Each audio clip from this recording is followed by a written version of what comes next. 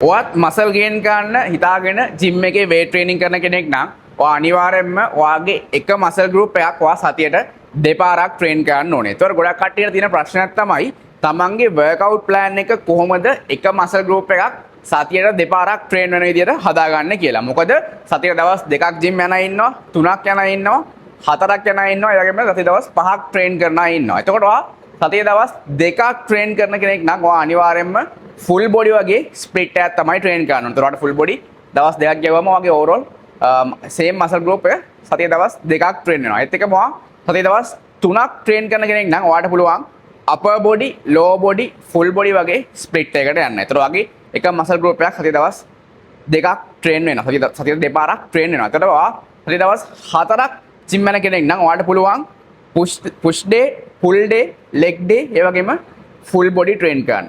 එතකොට එහෙම නැත්නම් ඔයාලට පුළුවන් chest and triceps, back and biceps, legs and shoulders ඒත් එක්කම full body train කරන්න පුළුවන්. එතකොට ඔයා හතේ දවස් 5ක් gym යන කෙනෙක් නම් ඔයාලට පුළුවන් පළවෙනි දවසේ push day, ඊට පස්සේ දෙවෙනි දවසේ pull day, third day එකේ leg day, fourth day එකේ ආයි upper body, ආයි fifth day එකේ lower body train කරන්න පුළුවන්. මෙන්න මේ විදිහට හතේ දවස් දෙකක්, තුනක්, හතරක්, පහක් gym ගියත් ඔයාගේ එක muscle group එකක් සතිය දවස් දෙපාරක් ට්‍රේන් වෙන්න අනිවාර්යයෙන්ම මේ විදිහට ඔයාලට හදා ගන්න පුළුවන් ඔයාගේ වර්ක්අවුට් ප්ලෑන් එක. ඒතකොට ගොඩක් කට්ටිය දෙන ප්‍රශ්න තමයි පුෂ් ඩේ එකක් කියන්නේ මොකද්ද? පුෂ් ඩේ එකේදී ඉන්ක්ලූඩ් වෙන්නේ ගොඩක් වෙලාවට chest, shoulders, triceps වගේ muscle groups. ඒ කියන්නේ පුෂ් ඩේ කියලා කියන්නේ අපි ඇඟෙන් එළියට පුෂ් කරන exercises. ඒතකොට පුල් ඩේ කියලා කියන්නේ අපේ ඇඟෙන් ඇතුළට පුල් කරන exercises. පුල් ඩේ එකේදී ඉන්ක්ලූඩ් වෙන්නේ back and biceps වගේ muscle groups. ඉතින් මේ ටික සේව් කරලා තියාගන්න. ඔයාත් weight training කරන කෙනෙක් නම් ඔයාගේ workout plan එකත් මේ විදිහට හදාගන්න.